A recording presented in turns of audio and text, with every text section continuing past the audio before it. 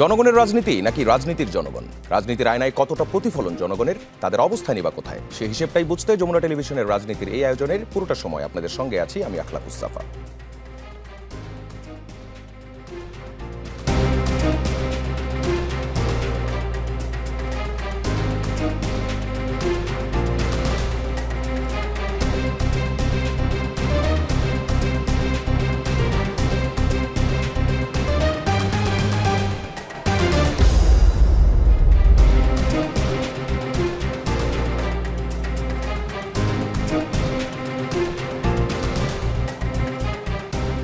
দেশে প্রতিদিন গড়ে 2 থেকে 3 ঘন্টা বিদ্যুৎ থাকছে না।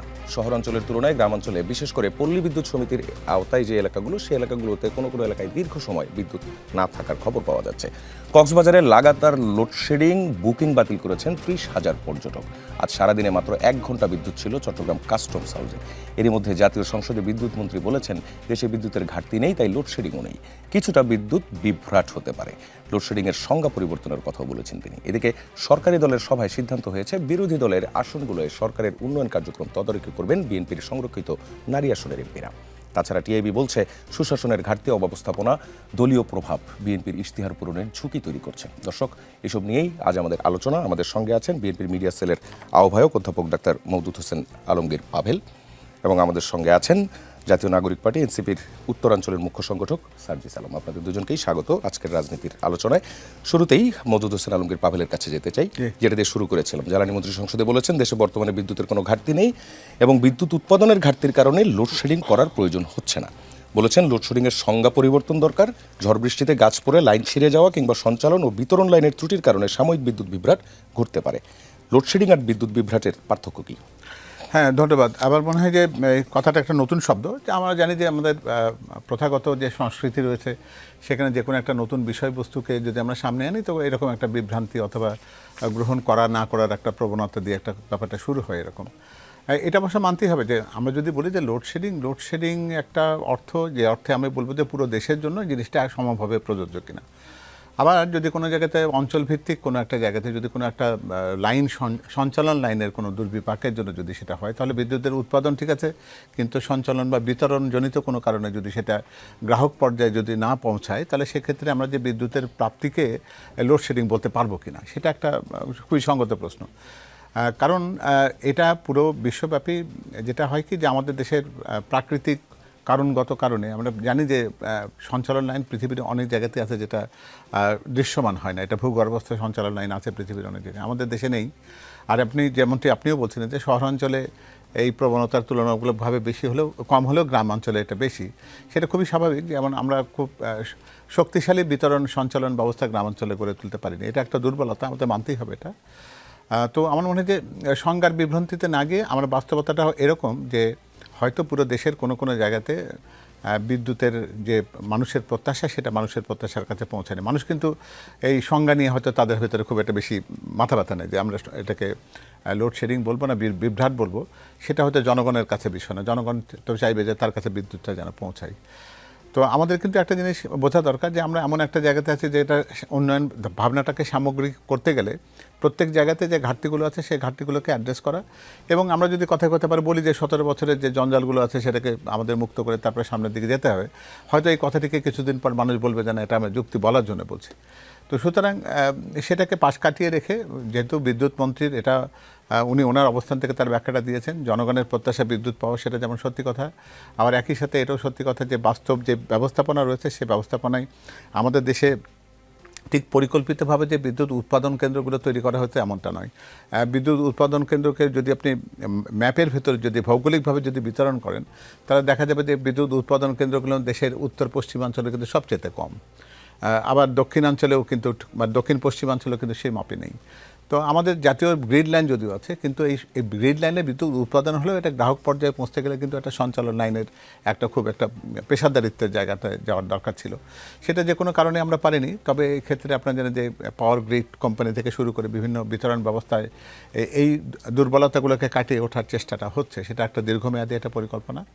আমার মনে হয় যে বিদ্যুৎ মন্ত্রণালয়ের দায়িত্ব হবে যে অতি দ্রুত সেই জায়গা থেকে অ্যাড্রেস করা, জনগণের প্রত্যাশার কাছে পৌঁছবার চেষ্টাটা করা, যে চেষ্টার মধ্য দিয়ে অন্তত এই সংজ্ঞার বিভ্রান্তিতে না গিয়ে জনগণ যেন সহজে বিদ্যুৎ ব্যবস্থা। আপনি সংজ্ঞার বিভ্রান্তির কথা বলছেন, মন্ত্রী বলেছেন সংজ্ঞা পরিবর্তনের কথা। আমি আপনাকে আরেকটা ডাটা দিই। 20 মে 2026 রাত 9টায় বাংলাদেশের ইতিহাসে প্রথমবারের মতো সর্বোচ্চ 17,200 মেগাওয়াট বিদ্যুৎ উৎপাদন করতে সক্ষম হয় বাংলাদেশ।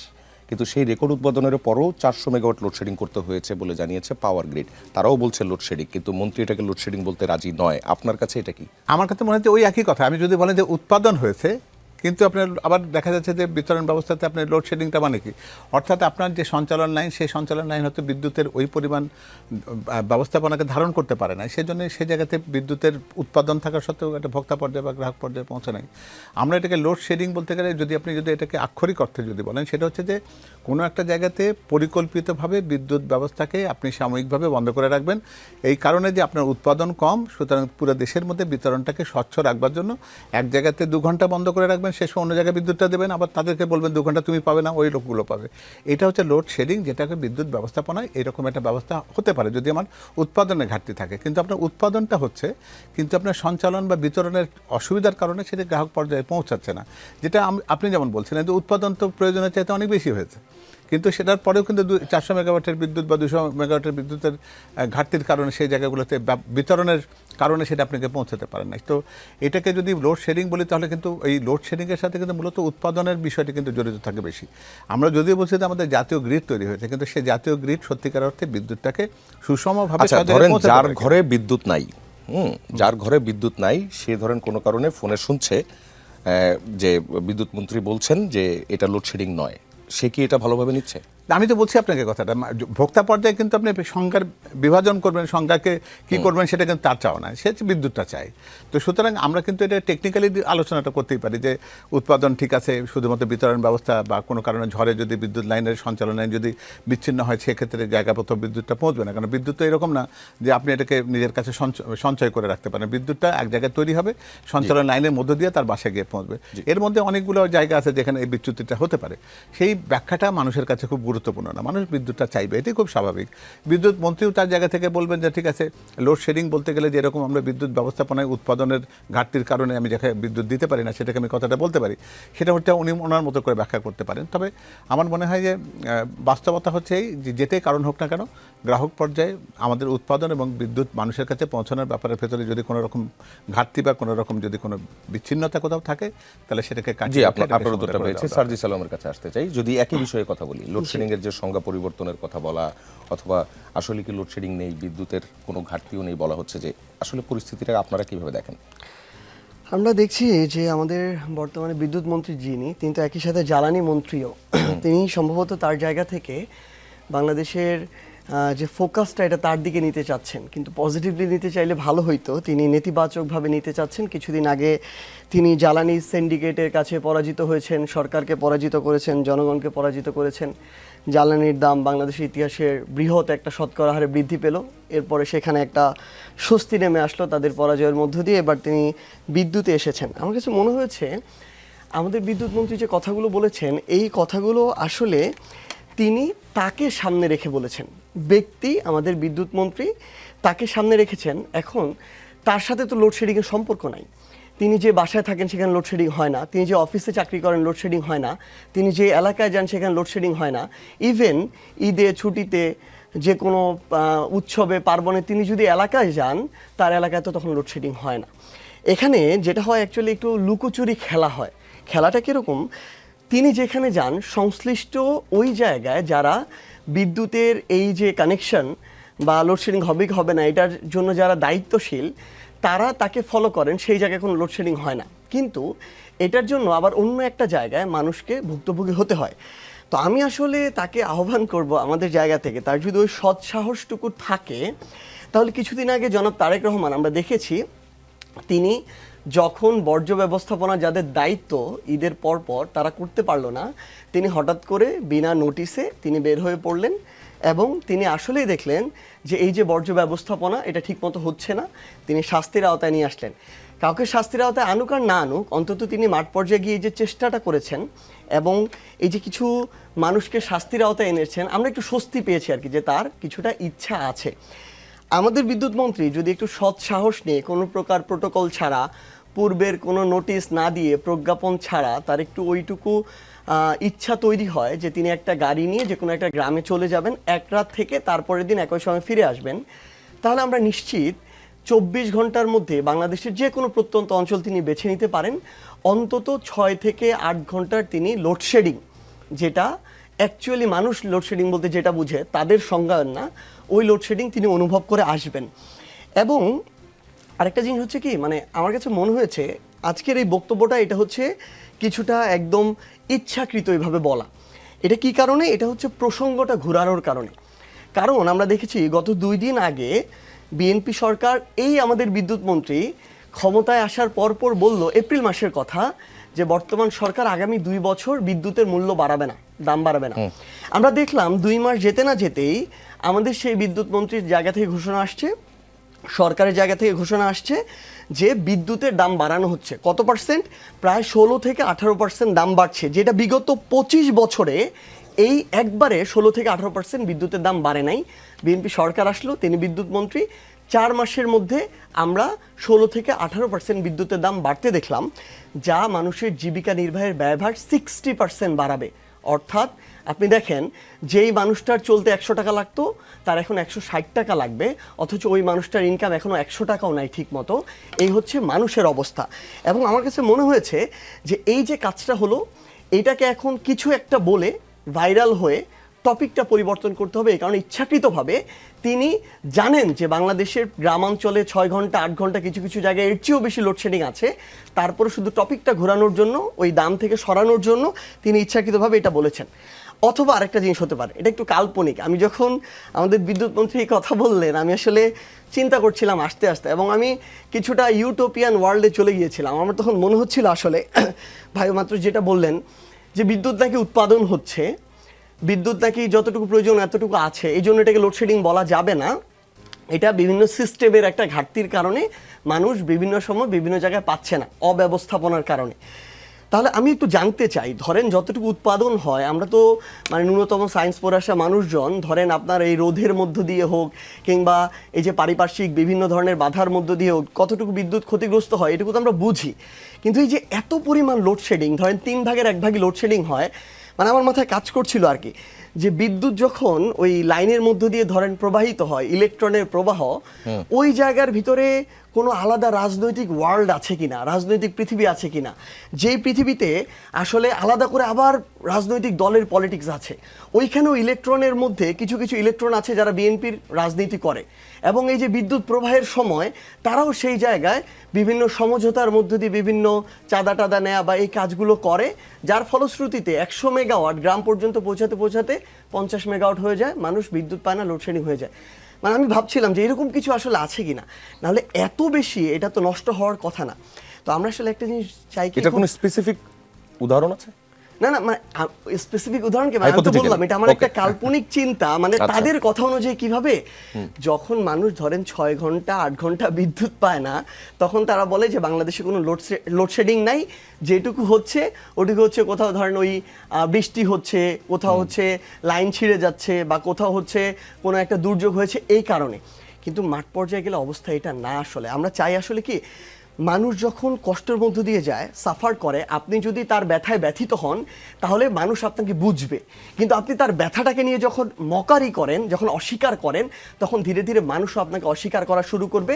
আমার মনে হচ্ছে কেন জানি জনাব তারেক রহমান অনেক চাচ্ছেন, আসলে তার বোঝা যায় কথাবার্তায় আগ্রহে, কিন্তু তার আশেপাশে কিছু মানুষ তার এই যে চাওয়াটাকে, এটাকে মানুষের পর্যন্ত পৌঁছাতে দিবেন না, বরং দিনে দিনে, মানে আমার কাছে মনে হচ্ছে তারও অনেক সীমাবদ্ধতা নিয়ে আমরা কথা বলবো, কিন্তু অন্যান্য মানুষগুলো এমন জায়গায় নিয়ে যাচ্ছে যেটার সাথে আমরা পূর্বের অনেক কিছু তুলনা করতে পারি।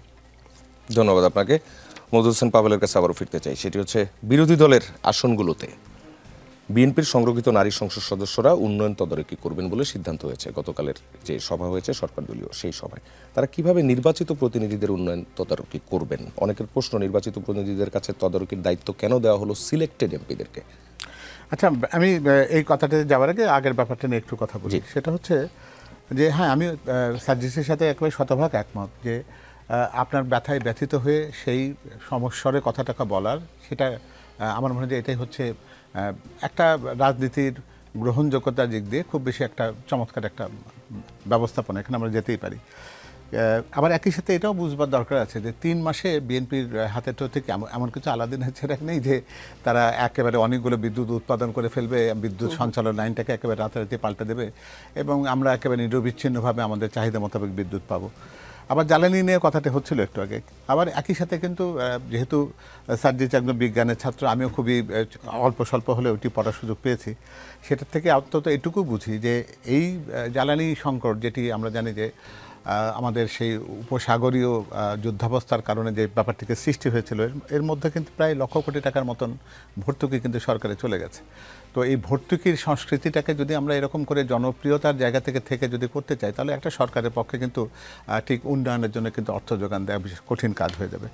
তো একটা খুব সুবিধা আছে যে বিরোধী দলে থাকলে কিন্তু কথা বলা যায় বেশি, কারণ এটি বিরোধী দলের কাজ। কারণ ন্যাচারালি মানুষের কষ্ট নিয়ে যারা কথা বলবে তারা নিশ্চয়ই সে জায়গায় ভাবা পাবেন।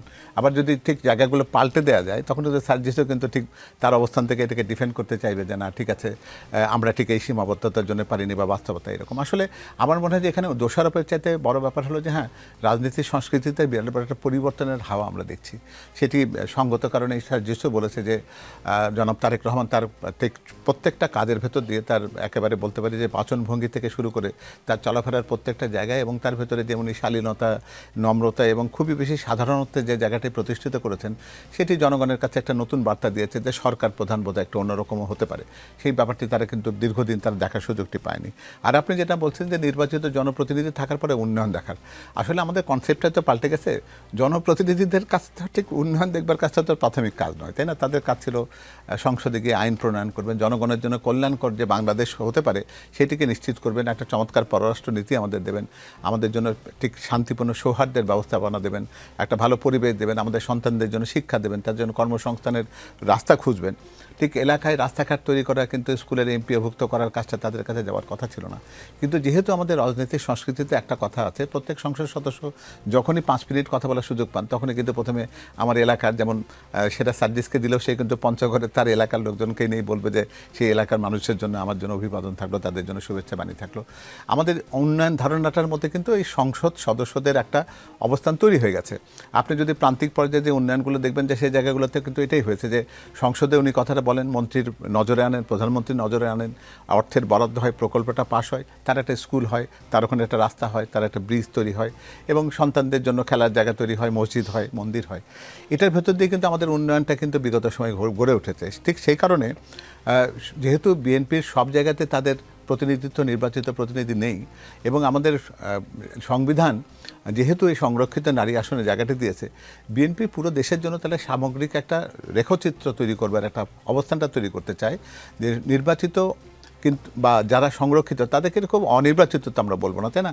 তারাও তো একটা প্রক্রিয়ার মধ্যে তাই নির্বাচিত হয়েছেন। অর্থাৎ এই 300টি আসন যেন সমভাবে বিএনপির ঠিক দৃষ্টিগোচরের মধ্যে থাকে, যে উন্নয়ন ভাবনাতে তারা যেন একটা সুষম অবস্থানটা পায়। সেক্ষেত্রে স্থানীয় নির্বাচিত প্রতিনিধি আছেন, তার সাথে সমন্বয় করেই উনি যে প্রচলিত ব্যবস্থাপনা আছে সেটার ভেতর দিয়ে সেখানকার মানুষের প্রয়োজন, অভাব, অভিযোগের কথাগুলো যেন সংসদে আনতে পারেন, সেটা যেন বঞ্চিত হওয়ার কোনো একটা অবস্থান তৈরি না করে, বা জনগণের কাছে যেন এমন ধারণাটা না যায় যে বিএনপিকে তারা নির্বাচিত করেনি বলে সেই জায়গায় তাদেরকে এই সমন্বয়টা করতে যে একটা আপার হ্যান্ড তৈরি হয়ে যায় না, যেহেতু সরকার দলের আপনি আমাদের একটা দৃষ্টিভঙ্গির ব্যাপার তৈরি হয়েছে। আমরা সব জায়গাতে এটা দেখি, যেমন এটাও আপনি দেখবেন। হ্যাঁ, খুব সঙ্গত কারণে আমি কথাটা বলেছেন যে একজন সংরক্ষিত নারী আসনের এমপিকে তো একাধিক জেলার, বলতে গেলে জেলার দায়িত্ব দিয়ে দেওয়া হচ্ছে, অলমোস্ট সেরকমই দেখাচ্ছে কোনো কোনো জায়গাতে।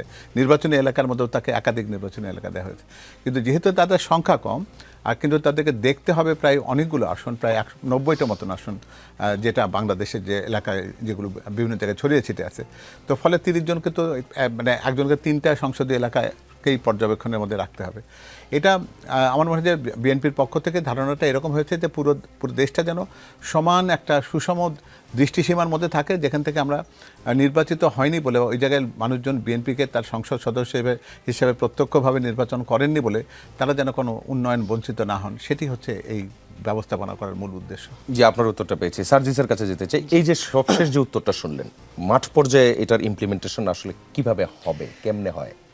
আমি এটা একদম বিপরীতভাবে দেখে কথা বলছি, কারণ আমি তো একদম খুব স্বাভাবিকভাবেই এতজন মানুষ ভোটের মধ্য দিয়ে সমর্থন দিয়েছে, তাদের কাছে যেতে হয়, তাদের কথা শুনতে হয়, মাসে অন্তত এক সপ্তাহ তাদের কাছে গিয়ে তাদের কথা শুনতে হয়।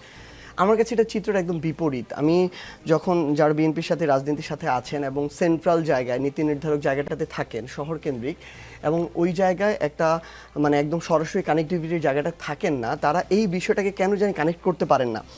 ধরেন বিএনপি তাদের জায়গা থেকে সংরক্ষিত নারী আসনের প্রতিনিধিদেরকে কাদেরকে তদারকি করতে দিলেন? যারা বিরোধী দলীয় বিভিন্ন এমপি আছেন, ধরেন এখানে প্রায় ৭৮ জনের মতো এমপি, তাদেরকে তদারকি করার জন্য দিলেন। অথচ তার চেয়ে বেশি গুরুত্বপূর্ণ ছিল না এটা যে যারা এখানে বিএনপির এমপি নির্বাচিত হয়েছে ২১৪ জনের মতো, তাদেরকে তদারকি করাটা বেশি গুরুত্বপূর্ণ ছিল। কারণ ক্ষমতাসীন দল হিসেবে ক্ষমতার জায়গায় থেকে ক্ষমতার সবচেয়ে বেশি অপব্যবহারটা করছে আমাদের এই বিএনপি থেকে নির্বাচিত হয়েছে যারা। আমি একদম উদাহরণ হিসেবে বলি, ভাই মাত্র যেটা বললেন যে বিএনপির উদ্দেশ্য হচ্ছে সুষম একটা দৃষ্টিসীমা, সবার এই যেন যারা ওইখানে বিরোধী দলের যারা এমপি আছে ওইখানকার জনগণ যেন মনে না করে যে এখানে হয়তো সরকারের সুষম দৃষ্টিসীমা থাকবে না। একদম বিপরীত চিত্র। আপনি দেখেন ইভেন এই অল্প কিছু দিনের মধ্যে আমরা দেখেছি সরকার দলের নির্বাচিত এমপিদেরকে বিভিন্ন জায়গা থেকে বরাদ্দ দেওয়া হয়েছে, বিরোধী দলের এমপিদেরকে দেওয়া হয় নাই। সরকার দলীয় সংরক্ষিত নারী আসনের যারা, তাদেরকে বরাদ্দ দেওয়া হয়েছে, বিরোধী দলীয় সংরক্ষিত নারী আসনের বরাদ্দ দেওয়া হয় নাই। এটা কিন্তু মাঠ পর্যায়ের কথা না, এটা হচ্ছে তারেক রহমানের নির্দেশে হয়েছে।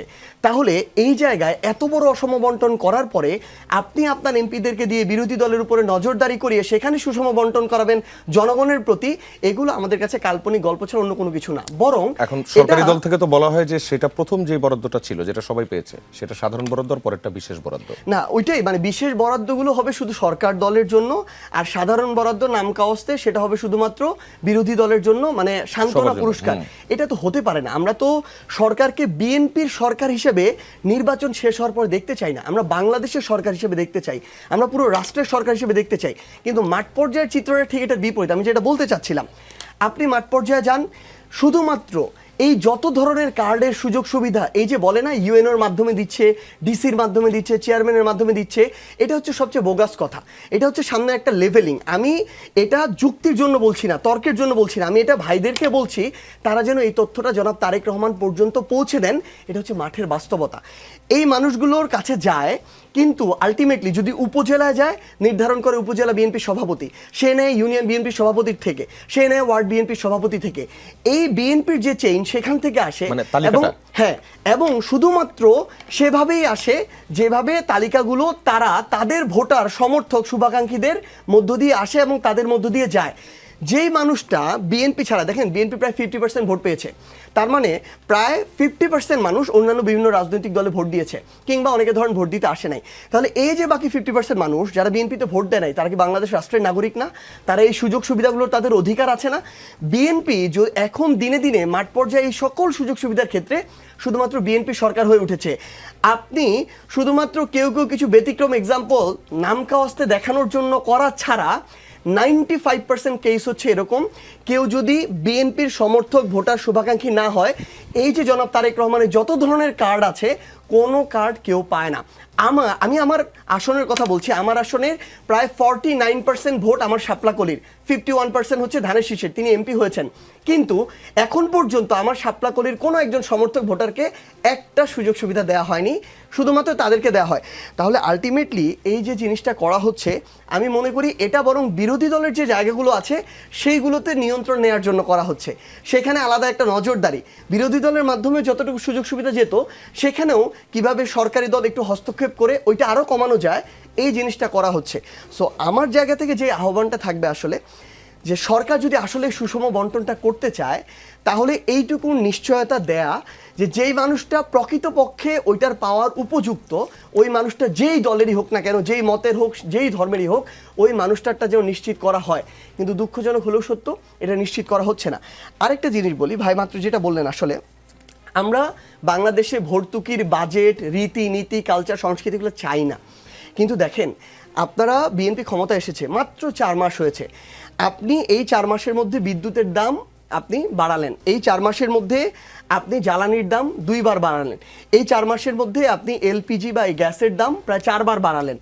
এই বাড়ানোটা হচ্ছে প্রায় 20 থেকে 30% সব কিছুর। এখন আপনি ধরেন ভর্তুকি দিচ্ছেন সাপোজ 50,000 কোটি টাকা, আপনার রাষ্ট্রের জায়গা থেকে এই 50,000 কোটি টাকা আপনার এখানে যাচ্ছে, কিন্তু এই 50,000 কোটি টাকা ভর্তুকিটা বন্ধ করতে আপনি যে 20% করে বাড়াচ্ছেন এই সব কিছু, এটার মূল্য জনগণকে হয়তো দিতে হবে এর 10 গুণ বেশি, 5 লক্ষ কোটি টাকা। কারণ এই যে জ্বালানি, এই যে বিদ্যুৎ, এটার সাথে প্রত্যেকটা সেক্টর সাইকেলই এটা কানেক্টেড।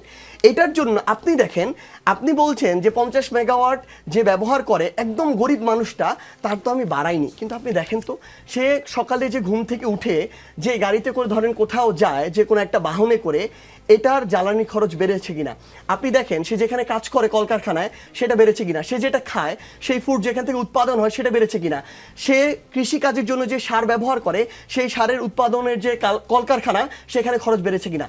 প্রত্যেকটা জায়গায় যখন খরচ বাড়ে তখন ওই একজন কৃষক, একজন সাধারণ মানুষ এটা থেকে কিন্তু কোনোদিন রেহাই পায় না। এবং আপনি খোঁজ নিয়ে দেখেন, গার্মেন্টসগুলো বন্ধ হয়ে যাচ্ছে, কলকারখানাগুলো বন্ধ হয়ে যাচ্ছে, তারা অর্ডারগুলো দিনে দিনে বাদ দেওয়া শুরু করেছে, কর্মী ছাঁটাই করা শুরু করেছে। আমরা আসলে কি এটা বিএনপির সমালোচনা না, বিএনপি যদি দেশ যদি অস্থিতিশীলতার দিকে যায় কিংবা দেশ যদি একটা ক্রাইসিসের দিকে যায়, আমরা কি ছাড় পাবো? আমরা তো সবাই দেশের অংশ। আমরা চাচ্ছি এই ম্যানেজমেন্টগুলো প্রপার ওয়েতে করা হোক। আপনি যদি 5% বাড়াতেন তাহলে এটার এত ম্যাসিভ একটা প্রভাব পড়তো না। আজকে থেকে 1 মাস 2 মাস পরে এটার যে সামগ্রিক দেশে যে প্রভাব পড়বে আমরা বুঝতে পারছি না যে বিএনপি এটাকে কিভাবে সামাল দিবে। আমাদের চিন্তার জায়গাটা ওই জায়গাটাতে, এটা শুধু বিরোধিতা করার জন্য বিরোধিতা করা না।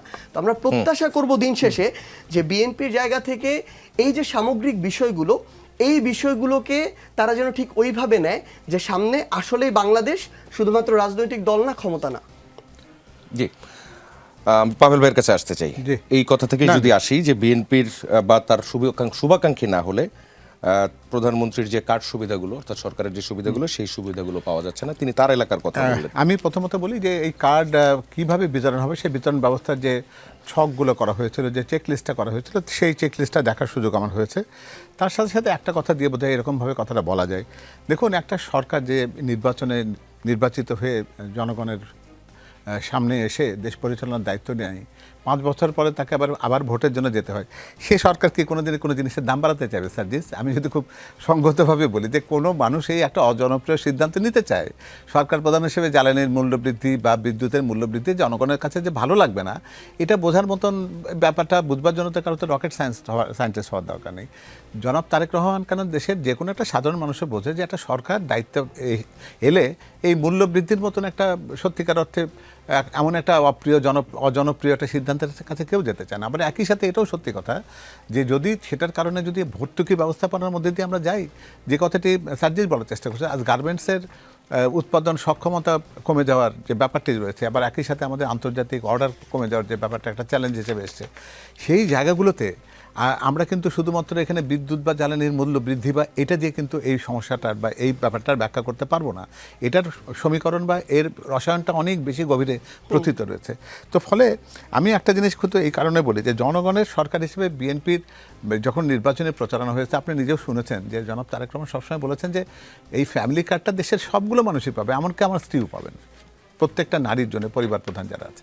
এবং সেখানে কিন্তু এই ব্যবস্থাপনার মধ্যে দিয়ে এই চেকলিস্টটা এইভাবে তৈরি করা হয়েছে যে তিনি কোন বাসায় থাকেন, তার নিজের কোনো উপার্জন রয়েছে কিনা, উনি কোন টয়লেট ইউজ করেন, তার পানির সরবরাহ করতে আসে, বাড়িতে উপার্জনক্ষম মানুষ কয়জন আছেন, তিনি ঠিক পক্ষাঘাতগ্রস্ত কিনা, তার উপার্জনটা চলে গেছে কিনা, তার বয়স কত, এই সমস্তগুলো বিবেচনা রেখে করা হয়েছে। আর একটা জিনিস, এটা তো পাইলট প্রকল্প, এটা তো এখনো পর্যন্ত কাজটাই হচ্ছে কিনা সার্জিস যেটা ক্লেম করছে তার এলাকার কথা আমি সেই কথাটি বলছি। আমি তো এই চেকলিস্টটার কথা আমি জানি, কারণ এটি প্রণয়নের ব্যাপারটা আমার দেখার সুযোগ হয়েছে। সেই জায়গা থেকে আমি বলছি যে এটা একটা চেকলিস্ট, এটা তৈরি করেই কিন্তু এটাকে মাঠ পর্যায়ে একটা পাইলট প্রজেক্ট হিসেবে দেওয়া হয়েছে। কারণ আমরা সবাই জানি যেটাকে সামাজিক সুরক্ষা বলয়ের যে একটা অন্যতম গুরুত্বপূর্ণ জায়গাতে ফ্যামিলি কার্ডটাকে ইন্ট্রোডিউস করার চেষ্টা হচ্ছে, সেখানে সার্বজনীনভাবে এটাকে করা এবং এটাকে শুধুমাত্র অর্থমূল্যে বিতরণের উদ্দেশ্যে কিন্তু জনাব তারেক রহমান এটাকে করেন নাই। এটাকে খাদ্যপণ্যের একটা মানুষের প্রত্যেকটা পরিবারের মাসের যে চাহিদাটা আছে তার একটা সপ্তাহ বা 15 দিনের জন্য যে প্রয়োজনটুকু যতটুকু সেটাতে উনি পূরণ করবেন, যাতে করে এই যে সাশ্রয়ী অর্থটা সেটি উনি সন্তানের শিক্ষা, পরিবারের অন্যান্য যে সমস্ত প্রয়োজনীয় যে সমস্ত ব্যবস্থাপনা আছে তার অর্থনৈতিক সমৃদ্ধির কাজে লাগাবেন। টাকা দেওয়ার উদ্দেশ্য কিন্তু এটা না, কারণ কোনো একটা ব্যবস্থাপনাতে শুধুমাত্র কাউকে টাকা দিলেন এটা কিন্তু খুব একটা ভালো অর্থনৈতিক ব্যবস্থাপনা নয়। সার্জিস আমার সাথে এটা স্বীকার করবে, কিন্তু এখানে মূল জায়গাটা জনাব তারেক রহমানের আইডিয়াটা হচ্ছে এখানে খাদ্যপণ্য তিনি দিতে চান। চাল, ডাল, তেল, লবণ বা আলু এগুলো কিন্তু ওই প্রতিটি মানুষের পরিবারের যতটুকু প্রয়োজন তার একটা অংশ তিনি দিতে চান। সেটা কিন্তু যে পরিবারটা বিএনপিকে ভোট দেয়নি তারা কি এটা পাচ্ছে? না, এটা তো মানে এই কার্ডের প্রথম কথাটি হচ্ছে যে দেশের প্রত্যেকটি পরিবারের নারী প্রধান যিনি আছেন তিনি এটা পাবেন। আপনি পাইলট প্রজেক্টটি শেষ হওয়ার পরে ক্রমাগতভাবে দেখুন, কারণ একবারে এটা আমরা যদি আমাদের বাজেটে যদি এই অর্থের সংস্থান যদি একবারে করতে চাই, যে চাপটা তৈরি হবে সেটা তৈরি করবার মতো অর্থনৈতিক সক্ষমতা একটু গড়ুক।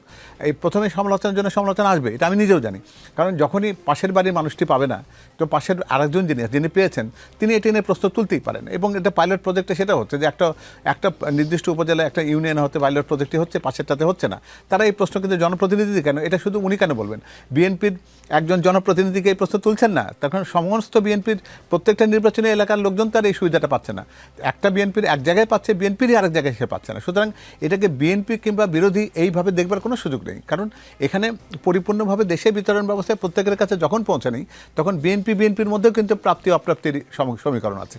ফলে আমি অনুরোধ করব এই মুহূর্তে এটাকে সমালোচনার জায়গায় না নিয়ে ফ্যামিলি কার্ডের কনসেপ্টটিকে যদি আমরা গ্রহণ করি, এটা সত্যিকার অর্থে আমাদের পরিবারের আর্থসামাজিক জায়গাগুলোতে নারীর ক্ষমতায়নের জায়গায় এটি কাজে লাগবে। তাহলে অন্তত এই সময়টুকু দিয়ে আমরা যে যখন এটাকে সুষম বন্টনের একটা জায়গা আসে যেখানে মোটামুটি দেশের মানুষের কাছে এটা পৌঁছে যায়, তারপর সমালোচনা করি, সেটাই ভালো হবে। জি, আপনার কাছে আরেকটা প্রশ্ন। 16 মাসের সর্বোচ্চ মূল্যস্ফীতি হয়েছে মে মাসে। আমরা এখন জুনের 7 তারিখে দাঁড়িয়ে পরিসংখ্যান ব্যুরোর সবশেষ হিসেব মে মাসে মূল্যস্ফীতি বেড়ে দাঁড়িয়েছে 9.42%। 2025 ফেব্রুয়ারির মাসের পর এটা সর্বোচ্চ। এছাড়া টানা 2 মাস ধরে মূল্যস্ফীতি 9% বেশি আছে। বিবিএস এর প্রতিবেদন আরও বলছে মে মাসে খাদ্য ও খাদ্য বহির্ভূত উভয় খাতেই মূল্যস্ফীতি বেড়েছে।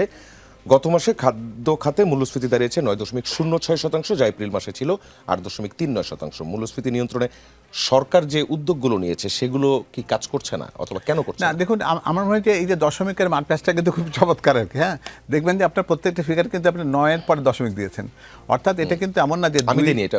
হ্যাঁ, আমি বলছি সেটা আমি ডিসএগ্রি করছি না, আমি বলছি যে সেটা 9-এর পরে 0.2 কিংবা 0.1 বা 0.12 এই জায়গাটাতে আছে। তো এটা আপনি বলতে পারেন যে যতক্ষণ পর্যন্ত আমাদের যেটা লক্ষ্যমাত্রা যেটা রয়েছে সেটা হলো যে 10-এর উপরও কিন্তু একটা সময় আমাদের দেশে মূল্যস্ফীতি প্রায় 10-এর প্রায় 2 ডিজিটের কাছে পৌঁছে গেছিল। সেখান থেকে নিচে আনার একটা চেষ্টার জায়গাতে আমরা আছি। এবং কোনো সময়টাতে যেটা হয় কি যে আপনি দেখবেন যে ঈদ কিংবা তার সাথে সাথে রোজার যে সময়টা যায়, এই সময়টাতে কিন্তু প্রকৃতপক্ষে বাজারের ভেতরে আমাদের ব্যবস্থাপনার এমন একটা জায়গা থাকে যে আমরা তো সবগুলো ব্যবসায়ীকে সাধু বলতে পারবো না। অন্য জায়গাতে রমজান মাসে প্রত্যেকে যতটা বেশি সাধুতা দেখাতে চেষ্টা করে, আমাদের দেশের চিত্রটি দুর্ভাগ্যজনকভাবে তার উল্টোটা। তো সে কারণে কিন্তু বাজারের ব্যবস্থাপনাটা এমন জায়গাতে চলে যায়, তখন কিন্তু একটা বাজারের অস্থিতিশীলতা থাকে। আমার মনে হয় যে আরেকটু দেখা যাক, কারণ আমরা যে বাজেট নিয়ে কাজ করছি সেই বাজেট কিন্তু বিএনপির বাজেট না, এটা অন্তর্বর্তী সরকারের দেয়া বাজেট। সেই বাজেটকে বিএনপিকে সমাপ্ত করতে হচ্ছে। ফলে তার এই অর্থনৈতিক পরিকল্পনায় বা যেটাকে আমরা বলি ফাইন্যান্সিয়াল ম্যানেজমেন্টের যে ধারণাটা সে আগের বাজেটে ছিল, সেটি কিন্তু বিএনপি ওন করে না। বিএনপি এটিকে বলতে পারেন যে তার দায় হিসাবে 30শে জুন পর্যন্ত সে টেনে নিয়ে যাবে। 1 জুলাই থেকে যে অর্থনৈতিক ব্যবস্থাপনা আসবে সেই ব্যবস্থাপনার মধ্যে দিয়ে কিন্তু তার মুদ্রাস্ফীতিকে নিয়ন্ত্রণ করা, কর্মসংস্থানের ব্যবস্থা করার এই পরিকল্পনাটার বাস্তবায়ন কিন্তু আপনি দেখবেন 1 জুলাই থেকে। আমার মনে হয় যে তার জন্য সমালোচনাটা সেই সময় পর্যন্ত আমার তুলে। জি, মওদুদ হোসেন পাভেল, আপনাকে ধন্যবাদ। সার্জিস আলমের কাছে যেতে চাই। বিসিবির সর্বশেষ নির্বাচনে ক্লাব ক্যাটাগরিতে 74টি ভোটের মধ্যে সর্বোচ্চ 73 ভোট পেয়ে পরিচালক নির্বাচিত হয়েছেন তামিম ইকবাল। এরপরে সর্বোচ্চ 72 ভোট পেয়েছেন সাইদ ইব্রাহিম আহমেদ ও ইশরাফিল খুসরু। নির্বাচিত হয়ে তামিম ইকবাল বলেছেন, অনেকে বিসিবিকে ট্যাগ দেন বাবার দোয়া ক্রিকেট বোর্ড বলে।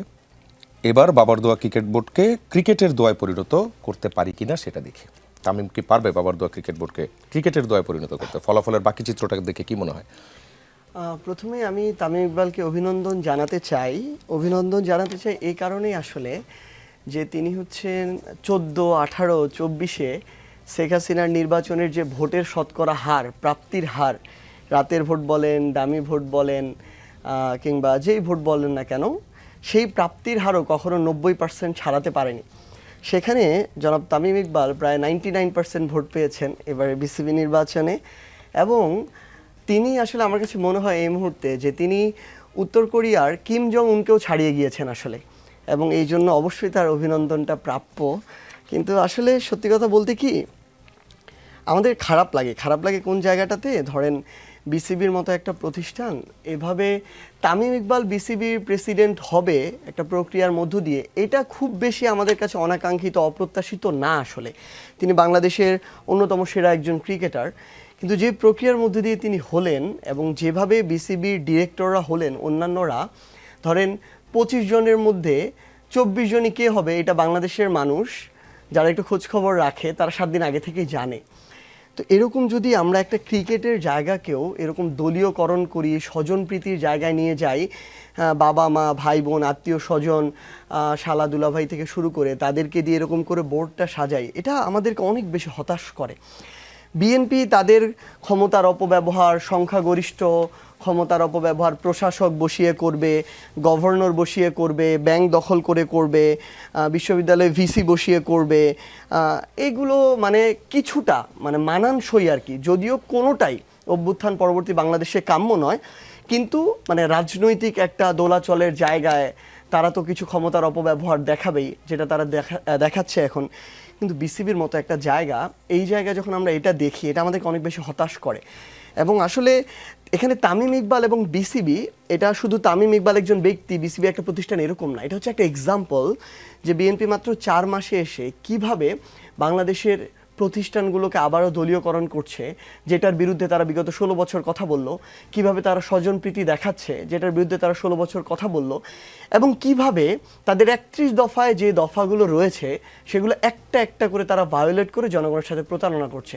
সো এটা আসলে দিন শেষে এটা আমাদের আরেকটা, আমরা শুধু দৃষ্টান্ত দেখলাম, কিন্তু দিন শেষে বিএনপি এগুলো যা করছে এটার মধ্য দিয়ে বিএনপি নিজের ক্ষতিগ্রস্ত করছে, এটা যেমন সত্যি, সামগ্রিকভাবে আমাদের দেশের, আমাদের পুরো জনগণের যে সামগ্রিক আমাদের আকাঙ্ক্ষা, ওই জায়গাটাকে প্রতিনিয়ত তারা আঘাত করছে। আমি জানি না এটা আসলে বিএনপির পরিকল্পনা কি, কিন্তু আমি এটুকু অন্তত বিশ্বাস করতে চাই, জনাব তারেক রহমান প্রথম দিন বাংলাদেশে এসে যখন বললেন আই হ্যাভ এ প্ল্যান, আমি এটুকু বিশ্বাস করতে চাই যে অন্তত এই ধরনের প্ল্যান, তার প্ল্যানের অংশ কখনোই হওয়ার কথা না, হওয়া উচিত না।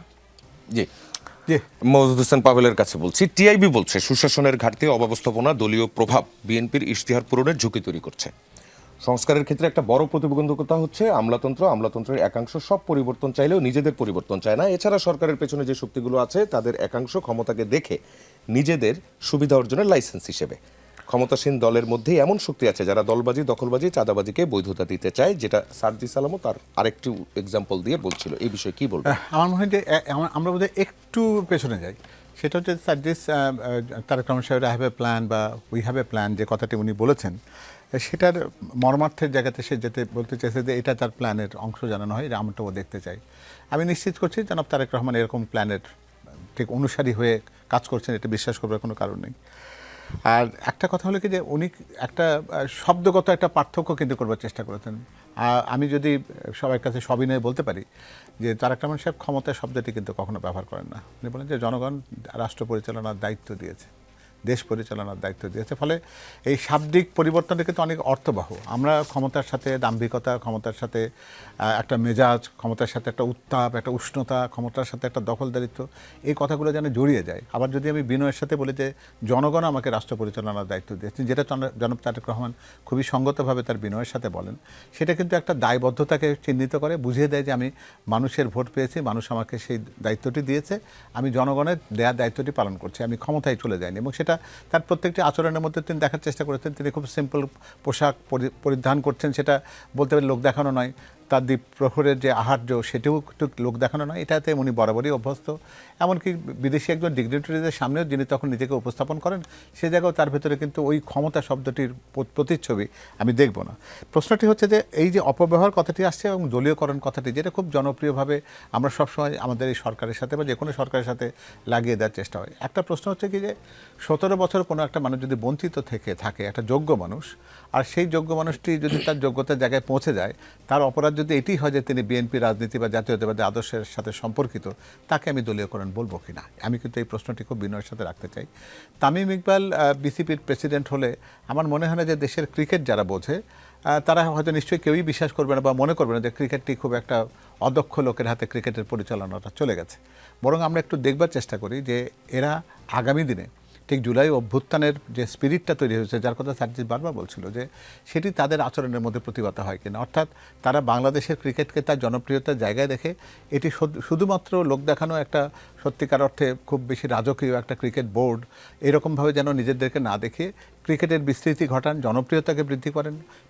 বাইরের দুনিয়াতে আমাদের যে সমস্ত ক্রীড়া প্রতিযোগিতাগুলো আছে ক্রিকেটের, সেখানে আমরা যেন সম্মানজনক জায়গাতে আনতে পারি।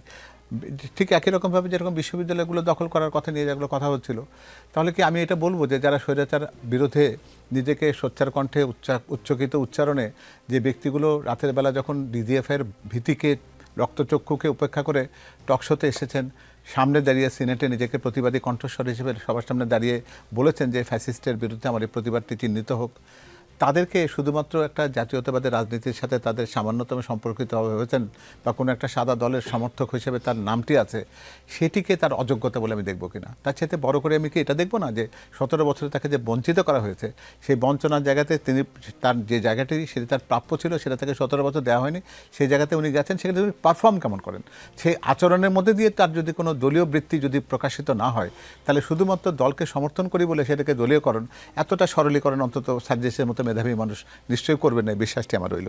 আর টিআইবিকে নিয়ে যে কথাটি হচ্ছে সুশাসন এবং আমলাতন্ত্র, দেখুন এটা নিয়ে বোধহয় আমাদের কারো কোনো রকম কোনো দ্বিরুক্তি বা কোনো রকম কোনো বিভেদ আছে বলে মনে করি না। যে আমলাতন্ত্র শুধুমাত্র বলবো না যে ফ্যাসিস্টকে পোষ্যতা দেওয়ার জন্য অথবা তাদেরকে একটা স্বীকৃতি দেওয়ার মতন অবস্থান করে পোক্ত করে টিকে থাকার জন্য যে 17 বছর ধরে যে কাজটি করেছে, সে আমলাতন্ত্র রাতারাতি এসে একটা জনগণের সরকারের প্রতি খুব বেশি আনুগত্য প্রকাশ করে জনগণের প্রত্যাশার যে রাজনৈতিক ম্যান্ডেট বা ম্যানিফেস্টো সেটাকে বাস্তবায়নে সহায়তা করবে, এটা মনে করবার কোনো কারণ নাই। যখন তারা জানে যে ফাইলের গতি পৃথিবীর শামুকের এই 3 মাস 3.5 মাসে কি মনে হয় এই আমলাতন্ত্র আসলে এই আমলাতন্ত্রটা বদলায় নাই? এই আমলাতন্ত্রের এই মূলচ্ছেদ কিন্তু এই শুধুমাত্র 3 মাসে করা যাবে না। একটা আমরা যদি ওই রকম একটা নতুন একটা ব্যবস্থাপনা আনতে পারি যেখানে আমলা শব্দটি থাকবে না, তারা যেন জনগণের সেবক এই মাপে যেন তারা যেন ওই কথাগুলোর পরিবর্তন, মানুষগুলো বদলেছে, অভ্যাসটা না সেটাই। যেমন ধর জেলা প্রশাসক, এই কথাটার মধ্যে দিয়ে তো আমার ভিতরে একটা আমি শাসন করতে এসেছি, এই শাব্দিক পরিবর্তনগুলোর দরকার আছে। এই শাব্দিক পরিবর্তনগুলো যদি না করি আমরা, তাহলে যে ব্যক্তিটি ওই জায়গাতে বসবেন তার মনে হবে যে আমার কাজে শাসন করা। মওদুদ হোসেন পাভেল, আপনার উত্তরটা পেয়েছি, আরো বিস্তারিত হয়তো আরো অনুষ্ঠানে আমরা আলোচনা করতে পারবো। সার্জিসের কাছে একটা প্রশ্ন সংক্ষেপে, প্রত্যাবর্তন 2.0 নামে একটি অনলাইন প্রোপাগান্ডা চলছে, কার্যক্রম নিষিদ্ধ দলটির, কয়েকদিন ধরে দেশের বিভিন্ন জায়গায় ঝটিকা মিছিলও হচ্ছে। জুলাই সমন্বয়ক সার্জিস আলম কি দেখছে? মাঠে কি এমন ক্ষেত্র তৈরি হচ্ছে? এই ক্ষেত্রটা তৈরি হবে ফিরে আসার মতো যদি বিএনপি এই সুযোগ দেয়, কারণ বিএনপি সরকার দল হিসেবে ক্ষমতায় আছে এবং এই ক্ষমতায় যাওয়ার জন্য এটা হচ্ছে রূঢ় বাস্তবতা যে মাঠ পর্যায়ে সবচেয়ে বেশি আওয়ামী লীগের সাথে, আমি বিএনপি দল হিসেবে প্রধানমন্ত্রী তারেক রহমান হিসেবে বা দলীয় প্রধান হিসেবে যোগাযোগ করেছে আমি এটা বলছি না, আমি জানি না করেছে কিনা, যেহেতু জানি না বলছি না, কিন্তু মাঠ পর্যায়ে যারা এমপি ছিল, যারা ক্যান্ডিডেট ছিল, জেতার জন্য তাদের আওয়ামী লীগের সাথে ওই ভোটটার জন্য কথাবার্তা, নেগোসিয়েশন, কমিটমেন্টের একটা বড় জায়গা ছিল। সেটার কারণে বিভিন্ন জায়গায় এইটুকু স্পেস করে দেওয়া হচ্ছে কিনা এটা আমাদের মধ্যে একটা সন্দেহের উদ্রেক তৈরি করে। কিন্তু আমরা এটাও বিশ্বাস করি যে বিএনপি তাদের জায়গা থেকে যদি স্পেসটা না দেয় তাহলে প্রশাসন এই সাহসটা করবে না, কারণ বাংলাদেশের প্রশাসন মনস্তাত্ত্বিকভাবে ক্ষমতার দিকে ঝুঁকে থাকে। সেই প্রশাসন সরকারকে উপেক্ষা করে, ক্ষমতাকে উপেক্ষা করে একাই স্পেস করে দিবে, এইটুকু হবে না। প্রশাসন যদি না চায়, বিএনপি যদি না চায়, মানে সরকার যদি না চায়, তাহলে এই যে আমরা যতটুকু মানে আস্ফালন দেখছি, এতটুকু আস্ফালন আমরা মনে করি সম্ভব হবে না। এই যে প্রত্যাবর্তন, খুনিদের প্রত্যাবর্তন সম্ভব হবে না। যারা এখন রয়ে গেছে, আছে, সমাজে মিশে গেছে, দোষী ছিল না, তারা এখনও আছে, তারা আগামীতেও থাকবে, সেটা নিয়ে আমাদের সমস্যা নেই। আমি ভাইয়ের কয়েকটা বিষয় নিয়ে একটা গুরুত্বপূর্ণ কথা বলতে চাই। আসলে কি, জনাব তারেক রহমান তিনি একজন সাফারার, তাকে আমরা আমাদের জায়গা থেকে ভালোটাকে ভালো বলবো, কিন্তু সমালোচনা করবো। তাকে আমরা শেখ হাসিনা হইতে দিব না, সবাই খারাপ, তারেক রহমান ভালো, এটা আমরা হইতে দিব না। তার চলাফেরা স্বাভাবিক, তার পোশাক স্বাভাবিক, তার জায়গা থেকে তার আচার আচরণ সন্তোষজনক, আমরা এটা স্বীকার করবো নির্দ্বিধায়। আজকে ধরেন একটা বিচারিক প্রক্রিয়ায় তিনি যে তার জায়গা থেকে একটা নির্দেশনা দিয়েছেন, দৃষ্টান্ত তৈরি করছেন, এটা আমরা সাধুবাদ জানাবো। কিন্তু গুরুত্বপূর্ণ বিষয় হচ্ছে, আমি তারেক রহমানকে শুধু ব্যক্তি তারেক রহমান দিয়ে আমি যাচাই করব না। তারেক রহমান যেহেতু রাষ্ট্রপ্রধান, তারেক রহমান যেহেতু তার দলীয় প্রধান, আমি তারেক রহমানকে যাচাই করব এই রাষ্ট্র পরিচালনার ক্ষেত্রে প্রত্যেকটা জায়গায় গুরুত্বপূর্ণ সিদ্ধান্ত মেকিং যে জায়গাগুলো, সেগুলোতে কোন ধরনের কি কাজ হচ্ছে। কারণ এই জায়গাগুলোতে সরকার প্রধানের ইশারা ছাড়া কোনো কিচ্ছু হয় না। আমি যখন আমার জায়গায় দেখি বিএনপির 31 দফায় সংবিধান সংস্কারের কথা বলা হচ্ছে, সংস্কার করছে না, তখন আমার সন্দেহ তৈরি হয়। আমি যখন দেখি বিচার বিভাগের স্বাধীন করা, পৃথক সচিবালয় করা, দুদকের আলাদা ধরনের যে কমিশনের যে স্বাধীনতা, সেটার অধ্যাদেশ, মানবাধিকারের যে অধ্যাদেশ কমিশনগুলোর, এগুলো যখন বাতিল হয়ে যায় তখন আমার সন্দেহ তৈরি হয়। আমার সন্দেহটা তৈরি হয় যখন আমি দেখি তাদের 31 দফাতে আছে তারা স্থানীয় সরকার নির্বাচনের মধ্য দিয়ে তাদের হাতে ক্ষমতা তুলে দিবে, প্রশাসক কখনো বসাবে না, আবার তারাই প্রত্যেকটা সিটি কর্পোরেশন, জেলা পরিষদে তাদের দলীয় নেতাকর্মীদেরকে, যারা নির্বাচনে হেরে গিয়েছে, যারা বঞ্চিত ছিল, তাদের হিসাব অনুযায়ী তাদেরকে প্রশাসক হিসেবে বসায়। তখন আমার তারেক রহমানের সিদ্ধান্ত নিয়ে সন্দেহ তৈরি হয়। আমি যখন দেখি যে এস আলমকে যেভাবে আওয়ামী লীগ লুটপাট করেছিল, ওই একই প্রক্রিয়ায় শুধু অন্য ব্যক্তিদেরকে দিয়ে আবার এই ইসলামী ব্যাংকটাকে লুটপাট করার এই ধরনের আরেকটা প্রক্রিয়া চালানো হয় মাত্র 4 মাসের মধ্যে, আমার মনের মধ্যে সন্দেহ তৈরি হয়। আমি যখন দেখি বাংলাদেশ ব্যাংকের গভর্নরের মতো জায়গাটিতে সবচেয়ে একজন সেরা এক্সপার্টকে, তাদের মন মতো অনুযায়ী একজন এক্সপার্টকে না বসিয়ে দলীয় একজন ব্যক্তিকে বসায়, যার ওই রিলেটেড কোনো পূর্ব অভিজ্ঞতা ছিল না, যিনি নিজে একজন ঋণ খেলাপি, সেই মানুষটিকে যখন বসায় তখন আমাদের মনের মধ্যে সন্দেহ তৈরি হয়। তো আমরা যে জিনিসটা আসলে বলতে চাই, এই যে সামগ্রিকভাবে এই যে গুরুত্বপূর্ণ সিদ্ধান্তগুলো রাষ্ট্রের, যেগুলো আপনার রাষ্ট্রের মেকানিজম ঠিক করবে, সামনের পরিচালনার পথটা ঠিক করবে, ওই জায়গায় যখন আমরা পূর্বের এই কালচারগুলো দেখি, ক্ষমতার অপব্যবহার, দলীয় মানুষজন নিয়োগ, এটাই সবচেয়ে বড় ক্রাইটেরিয়া। যোগ্যতা সম্পন্ন অনেক মানুষ আছে, কিন্তু সবচেয়ে বড় যোগ্যতা হচ্ছে আপনি যদি দলীয় না হন আপনি হতে পারবেন না। ভাই মাত্র যে কথাটি বললেন, আমার এটা নিয়ে কোনো সমস্যা নাই যে আপনি একজন শিক্ষককে, একজন যোগ্য মানুষকে ভিসি হিসেবে দিবেন, নো, কিন্তু এরকম অনেক তার চেয়েও যোগ্য মানুষ সেখানে ছিল, আপনি তাকে শুধু এই কারণে দেন নাই, সে আপনার দলীয় আনুগত্য আগেও করে নাই, এখনো করছে না, ভবিষ্যতেও করবে না। তাহলে এটা সামগ্রিকভাবে আমার রাষ্ট্রের অনেক বড় একটা ক্ষতি করে। তো আমরা আমাদের জায়গা থেকে সর্বশেষ একটা কথা বলে শেষ করতে চাই। ব্যক্তি তামিমের সাথে যখন জুলাইয়ের আকাঙ্ক্ষা বাস্তবায়ন করে কিনা ক্রিকেটে গিয়ে এটা টানা হয়, তখন আবার একটা আমাদের ধাক্কা লেগে যায়। কারণ 3 আগস্ট যখন ওই শহীদ মিনারে দাঁড়িয়ে ভাইরাও ছিলেন, আমরা যখন এক দফার ঘোষণা করি, তখন যদি এই অভ্যুত্থান না হতো, তার মানে আমরা আমাদের মৃত্যুর যে মানে একটা চুক্তিপত্র, সেখানে আমরা স্বাক্ষর করেছি ওই এক দফা ঘোষণার মধ্য দিয়ে।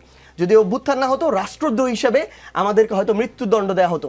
ওই 3 আগস্ট যখন তামিম ইকবাল গণভবনে গিয়ে 4 ঘন্টা শেখ হাসিনার সাথে মিটিং করে আসেন, তখন আমাদের সন্দেহ তৈরি হয়।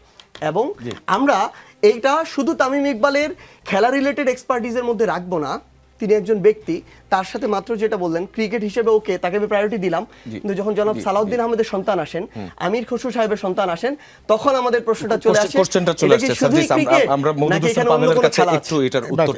আমি ছোট্ট কথা বলি, যে যেমন কার্যক্রম নিষিদ্ধ দলের ক্ষেত্রে আমার কথাটি খুব স্পষ্ট, যে বিএনপির শরীরে মনে প্রত্যেকটা জায়গায় ফ্যাসিস্টদের ক্ষতচিহ্ন দগদগে, তারা আর যাই করুক অন্তত এই কাজটি করতে পারে না যে ওই ক্ষতচিহ্নটাকে আরও গভীরতর করবার জন্য তাদেরকে আমন্ত্রণ জানাবে। আমি অন্তত নিশ্চয়তা জানাই, এবং আমি চাইবো যে যেই জায়গাতে আমাদের ঐক্যের মধ্যে কোনো রকম কোনো দ্বিরুক্তি নেই বা কোনো রকম কোনো ভিন্নতা নেই, অন্তত ফ্যাসিস্টের বিরুদ্ধে অবস্থানের ক্ষেত্রে আমরা এক জায়গায়, এই এক জায়গাতে থাকবার প্রত্যয়টা যেন অব্যাহত থাকে। এবং আরেকটা কথা যেটা ছিল যে জনাব তারেক রহমান শুধু নিজে ভালো অন্যরা খারাপ, এই যে একটা প্রচলিত প্রবচনের বাইরে তাকে আনা, আমি নিশ্চয়তা দিচ্ছি যে তিনি ওই বিচারিক জায়গাতে উনি নিজেও জানেন যে 5 বছর পরে এই মানুষের কাছে ফেরত যেতে হবে, সেখানে শুধু বিচার তার হবে না, তার আশপাশে যে মানুষগুলো আছে সামগ্রিকভাবে সরকারের হবে। তিনি রাষ্ট্র পরিচালনার ক্ষেত্রে কিন্তু জবাবদিহিতা চিহ্নিত করে দিয়েছেন এবং প্রত্যেকে একটা পারফরমেন্স এগ্রিমেন্টের মধ্যে এনেছেন যে 6 মাস আপনার জন্য নির্ধারিত থাকলো, আপনি কতটুকু করবেন আপনি বলুন। এবং যেটি আপনি গত পরশু দিনের আপনারা জানেন যে সংসদীয় মিটিংয়ে কিন্তু 6 জন এমপি মন্ত্রীকে কিন্তু সংসদ সদস্য বলেছেন যে আপনাদের পারফরমেন্স নিয়ে আমাদের কিছু জিজ্ঞাসা আছে, প্রশ্ন আছে।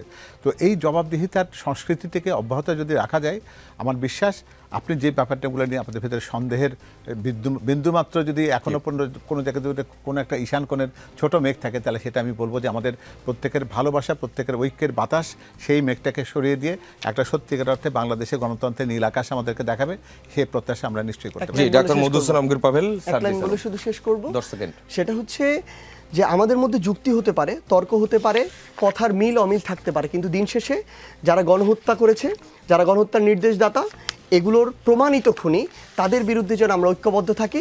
এনসিপি তাদের জায়গা থেকে এই বিষয়ে অন্তত সবসময় বিএনপির সাথে কাঁধে কাঁধ মিলিয়ে লড়াই করবে। জি, সার্জিস আলম এবং ডাক্তার মধুসূদন আমগীর পাভেল, আপনাদের দুজনকে ধন্যবাদ আজকের রাজনীতির আয়োজনে আসার জন্য। দর্শক, রাজনীতিতে শেষ বলে কিছু নেই, আমরা আবারও ফিরবো বৃহস্পতিবার ঠিক রাত 9টায়। থাকবেন যমুনা টেলিভিশনের সঙ্গেই।